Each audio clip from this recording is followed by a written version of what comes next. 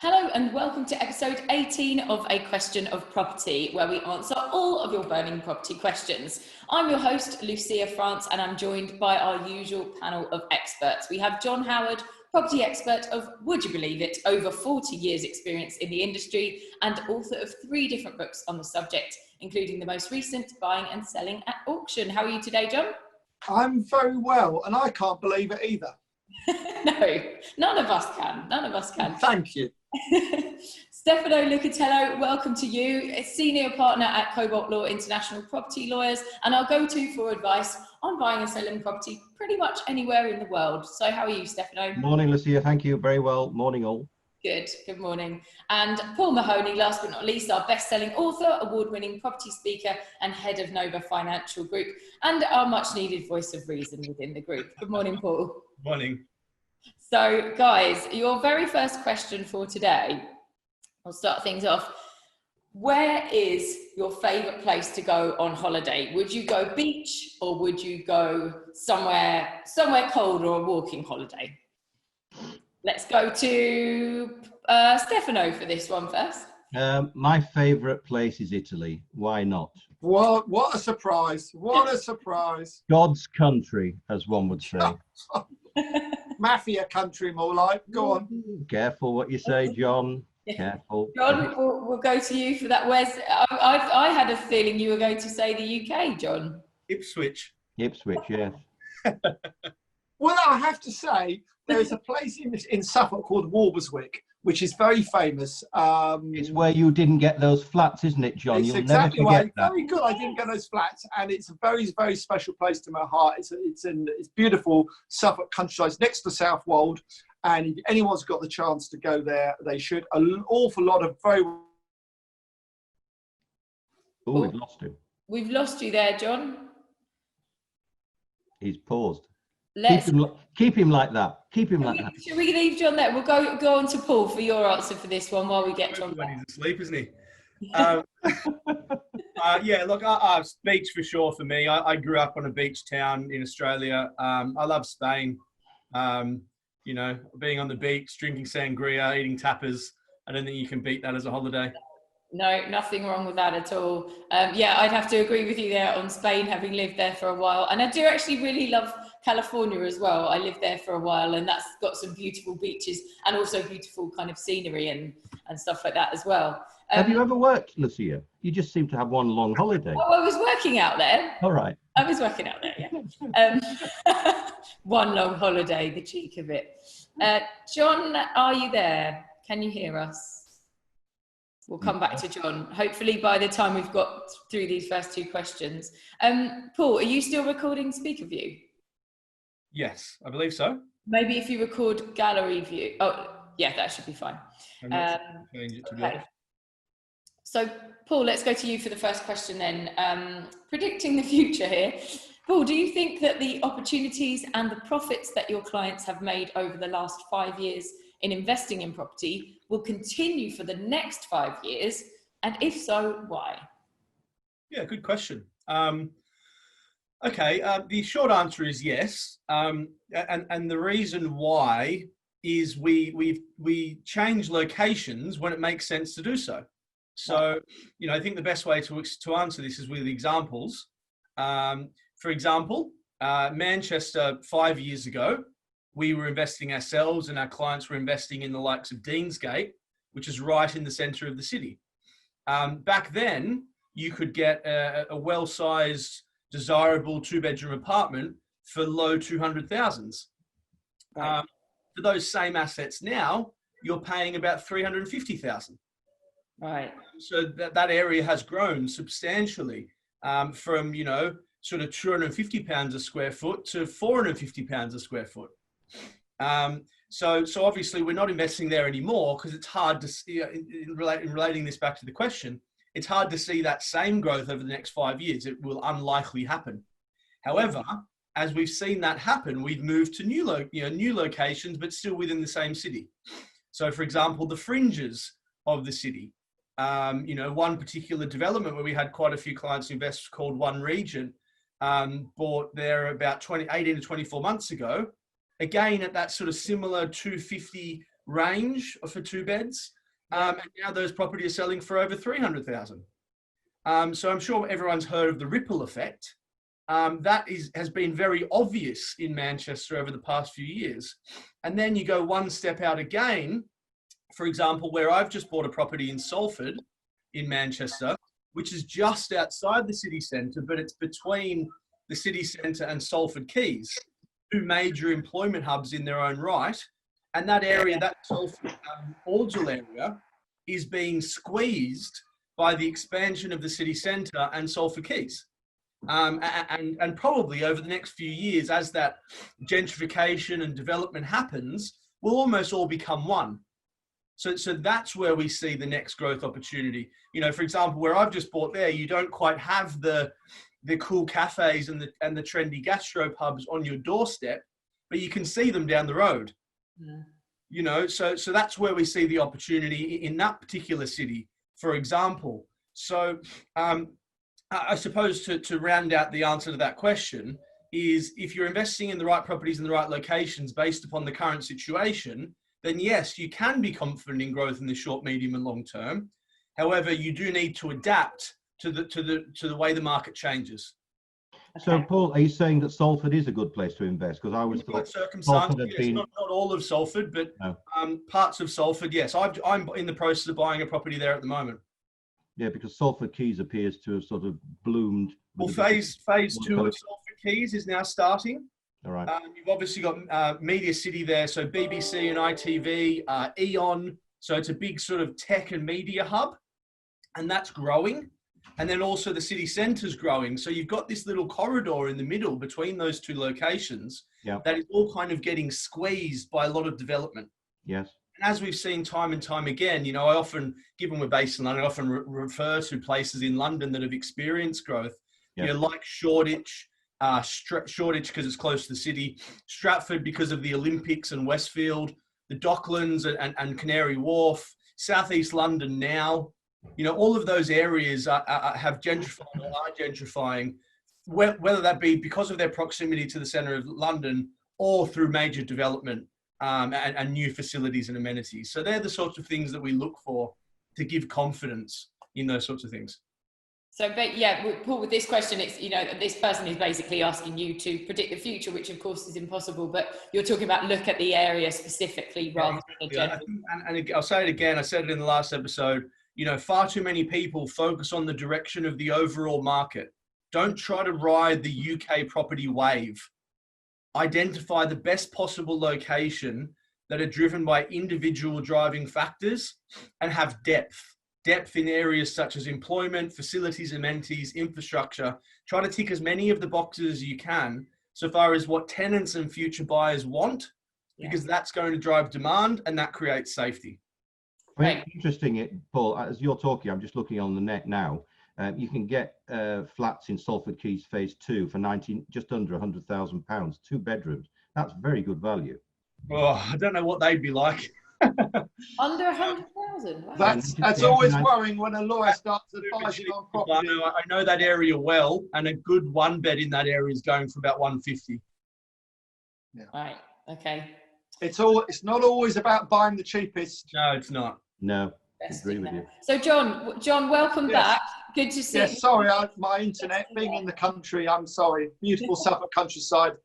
It has its downside as well. We didn't quite get the tail end of your answer about... sorry, very quickly, the answer was in Walberswick, there's lots of interesting, quite well-known people who are a lot of artists and also 1 or 2 film producers and so on who've got second homes there, and it's a very special place. Yeah. Fantastic. Well worth a visit.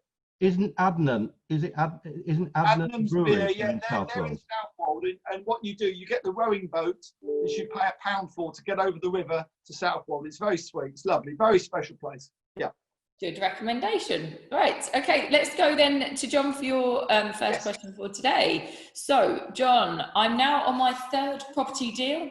Do you think that I'm best to stick with my joint venture partner, or to borrow more money from a bridging company and go alone? That's a super question. And a lot of people get into this situation where they've done a couple with someone, they're thinking, well, you know, I've only got half the profit, I've done most of the work and all this business, and they look to sort of be a bit brave and go out on their own. And I think there's nothing wrong with that. I mean, my over the years, I've had a number of property backers, investors, and also I've done deals on my own as well. So I think you can do both. And I would leave the door open to both, because I think as long as you're honest with the partner you've been doing it with, and say, look, this one I'm going to do on my own.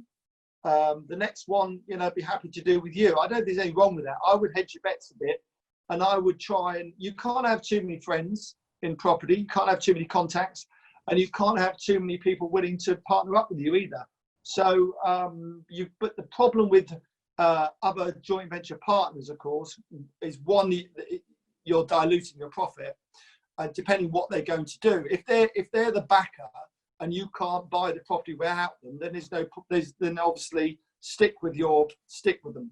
But if you can buy the property anywhere on your own and make a lot more money, and all they're doing is the same as you really want a joint venture partner to be totally different to you. So if you're the financial backer, you're the financial backer, and they're the doer. If they're the doer and finding the deals, then you need the backer. But you don't want to be both doing the same thing, because it's just a waste. You know, you're just doubling up all the time, and you want different skill sets. Yeah. And would you say borrowing more money from a bridging company is a wise idea, or? Well, it all depends on the deal. But I mean, if you're giving 50% of your profit away to someone, and the bridging company's at 15%, then clearly, and you can afford it, then clearly you'll be a bit mad to give 50% away. So in a way, although these bridging companies are very expensive, and I'm always say, you know, only use them for a very short period of time, that you and make sure you know how long that time is. You have to say that it is cheaper than having a backer at 50%. Depends what that backer's doing, basically. Yeah. Okay. So as usual, it's all about talking, and it depends on the situation. Absolutely. Yeah. You can borrow from your parents because they have a mutual interest. Well, absolutely. That's always the best route. Family's always the best route to start with. Yeah. We weren't all born with a silver spoon, though. No, I do understand, and I appreciate that. And some people came out the right womb and did nothing wrong. That's the only thing they've ever done right, and others haven't and done it and have done everything right. You get my meaning? That makes sense. Yeah. Really teasing. Move on. Right, yes. Let's go to Stefano. Your first bet. We're off to France. So I'm looking at investing in a commercial shop investment in France. I'm an experienced investor in the UK, but is the Landlord and Tenant Act for commercial properties similar out there? No. Yeah.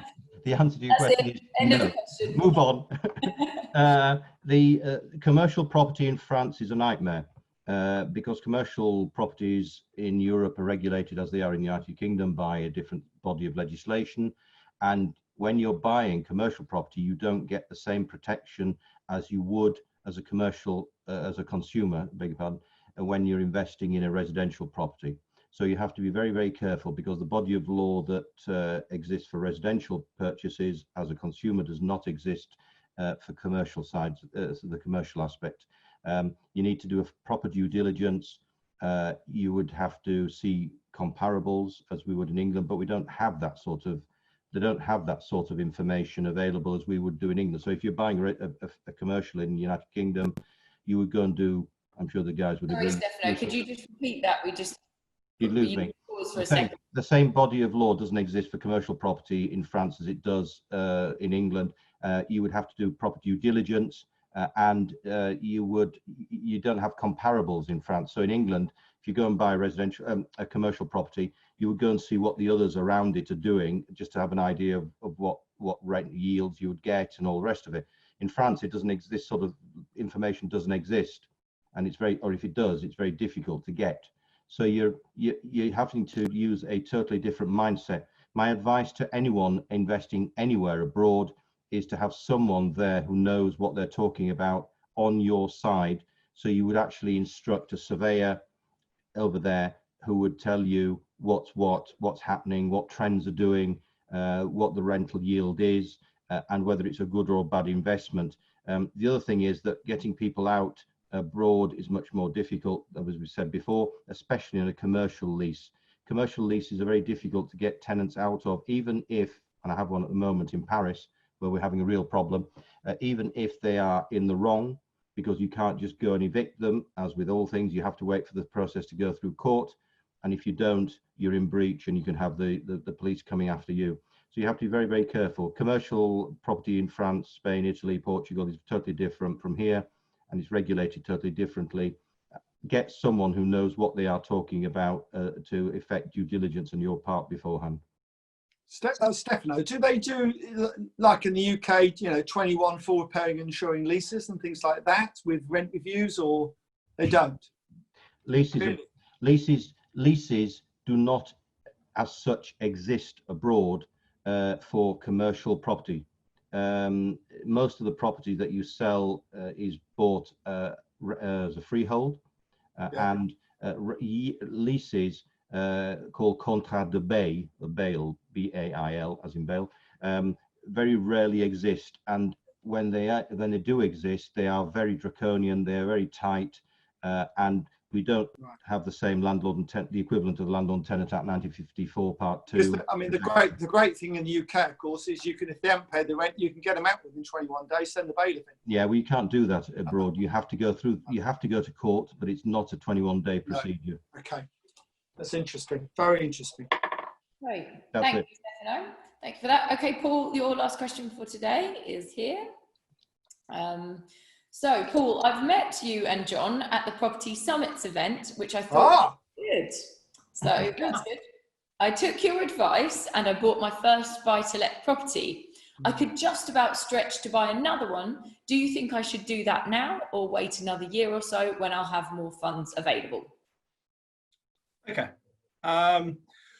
Well, thank you for attending Property Summits for a start. That was, I assume they attended the in-person day that we did. I thought it was a great day and we got some great feedback. Yeah. And we are doing some more of those via webinar at the moment. So if anyone's interested, feel free to look that up. So should they stretch themselves? I think it's fairly limited information for me to give a proper answer, because it depends what we're talking about. You know, for example, it's a bit of a subjective view what they've said, if that makes sense. Yeah. Because some people would think of £100,000 as not enough, and some people would think of that as too much for one property investment, if that makes sense. You know, sometimes we meet with clients in London and they've got £500,000 in cash, and they're asking us, is that enough to get started? Whereas other people have got 20 grand cash and they think they're loaded. So, you know, I would need a bit more of an understanding, but let's just use some examples. You know, I don't think there's all that much worth buying in the UK for buy-to-let purposes, less than about £100,000. Now, some people will disagree with me on that, but so far as ticking all the right due diligence boxes, so, you know, quality properties in good locations, having the right sort of target market that's going to pay you rent, easily rentable, rather than, you know, cheap properties in cheaper areas that often have higher vacancy rates. It's harder to get your rent, more maintenance, all that sort of thing. I don't think there's that much work under 100 grand. And even then you're a little bit limited in my personal view. Therefore, the minimum starting cash to buy a property really that's worth buying in the UK would be about £30,000. Ideally 40,000 plus, I'd say, because the options really open up there. So I suppose that hopefully answers their question, depending on how much funds they've got. But yeah, I don't think, you know, I think that if they are limited in whatever way that might be, then it probably is worth waiting to get a bit more cash to get a better property, rather than just buying property for the sake of it. Yeah, I think, yeah. I mean, I think you're right, Paul, especially at the moment. I don't think there's any massive rush to buy a second one. If you just about got enough, you might as well wait a little bit longer. We know what we think the market might do next year for investment market. So, and the other thing I would say is I think you're absolutely right about the values, because, you know, yes, we know we can all go and buy a terrace house at 35 grand somewhere, 40 grand somewhere, but there's no capital growth in it. And what you're looking at is a good property in good condition in a decent area with capital growth. And the capital growth part is just as important to me, and I know other people disagree probably, but just as important as the yield. Yeah. Yeah, and on that point, just to kind of explain that slightly further, very often we have people that come to us who are just starting out and start out focusing on yield. And the biggest limitation of that is the only way you grow income through yield-focused properties is by injecting more capital or more cash. Yeah. It's a very slow way. Unless you're earning a lot of money from another source, it's not really the right strategy for you if you're just starting out and wanting to build a portfolio. Whereas investing for capital growth and using the income to support the debt is going to be it may not seem like a quicker way, because it probably will take you a decade to build a decent portfolio that way, but it will be quicker than saving the cash to invest, if that makes sense. Yeah. So a simple example is if you take 50 grand and buy a 200 grand property, and that increases in value by 5% per annum and gives a half decent yield, you should be able to remortgage that property and get back your initial cash every 3 to 4 years. Wow. Okay, so you start with one, you then have the ability to buy a second one in 3 to 4 years' time. Then in 3 to 4 years after that, you have the ability to buy another two. So you go 1, 2, 4, and within 10 to 12 years, based upon average returns, you should be able to have about 8 properties just from your initial investment. Wow. It's self-perpetuating. You know, it's what I refer to in my book as the snowball effect. And some people view a decade or 12 years as a long time, but actually when it comes to property investment, it's not a long time. And of course, if you're injecting more cash every year to that, it has a multiplying factor. Yeah. And Paul, can I just clarify there a couple of things? We talked in a previous episode about mortgages being good loan to value at the moment. So would that be a reason that he should possibly stretch himself? And secondly, you were talking about the difference between 30 and 40K as a deposit, not as in to buy a property, right? Yeah, as a deposit, correct. Yeah. So Unless you're buying in whole, of 30 course. grand. Unless you're buying whole, you get a mansion for that. You buy the whole road for it. If you have £30,000, you'd be able to buy a property worth about 100,000 once you account for your deposit and costs. Yeah. Whereas if you have 40, you'd probably be able to stretch to about 140, 150. Yeah. So it's a pretty big difference in the value of the property that you can get. Yeah. Paul, you joke about that, but some years ago, a London Indian investor bought a whole street for 20 grand. And he didn't even bother coming up. He just bought it and he had it all redone up and let it out to DSS clients. Well, in Liverpool, they were selling terrace houses for £1 at one point. Wow. There was terms and conditions to it, but you could buy it because there were streets there that were derelict. So to bring them back, they were selling them to people for £1. And I believe they had to live there for 5 years at least and do some renovation works. Yeah, it's the places where they had 12 months to redo them, and I've had a client who did that. But have you noticed lots of the ex-military are now buying up these old houses? It's been done in Hull for Heroes. They've done it in Liverpool. They've done it in Manchester. Yeah, they have. And it's good use of old properties that are derelict in not so good areas, which are being regenerated now. Yeah. Also in Italy, I saw a program. I don't know where the village was, but in Italy they were trying to attract young people to a village in Italy because everyone was over about 80 years old, weren't they? Yeah, it's happening now. It's I was reading about it just yesterday, John. It's in Sicily, and they want to create what's called a happy village for retirees, people over 60 years of age. Both Sicily and Sardinia now have got these projects on, because many of the properties that are there are not being kept properly. They're empty, and you can get some fantastic value properties now for about 100,000 euros, 150,000 euros, worth much, much more. Fantastic. Thank you very much there for that answer. Right, we've not got very much longer to go, so I'll ask for some slightly speedy replies to these answers, to these questions. So John, your next one is this. Yes. The opportunity to buy some land that the council say will be included in the next 10-year plan. Does this automatically mean I will get planning permission for houses? Any advice? Much appreciated. Well, it's a very, very good start. So what the council are saying, over the next 10, 12 years, whatever it might be, they are planning to allow these zoned areas to be built on. It doesn't mean you'll get planning the day the 10 years start. It might be at the end of the 10 years, so you've got to be careful.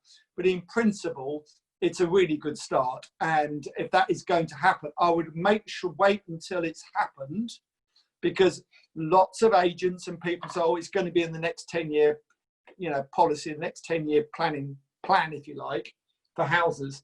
And of course, guess what? It isn't in it.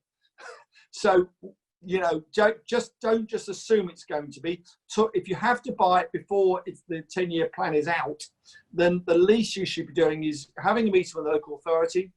I would suggest the chief planning officer, and I would find out exactly what the score is from them, and make sure if there's a draft plan out and it's in that gives you some confidence. But you really need to know it's definitely going to be in the next 10-year plan, definitely. Because if it isn't in there, probably you're not going to get planning for over 10 years. It depends how long you have to wait, really. Would it be worth trying to ask them to get planning permission, and maybe that would be... You won't get, I don't think you'll get it if it's going to go in the next 10-year plan. I would have thought it would be turned down now on the basis that they don't need the planning. They don't need it. They've got enough, in the pipeline. So just be careful, talk to the chief planning officer and take it from there. Great.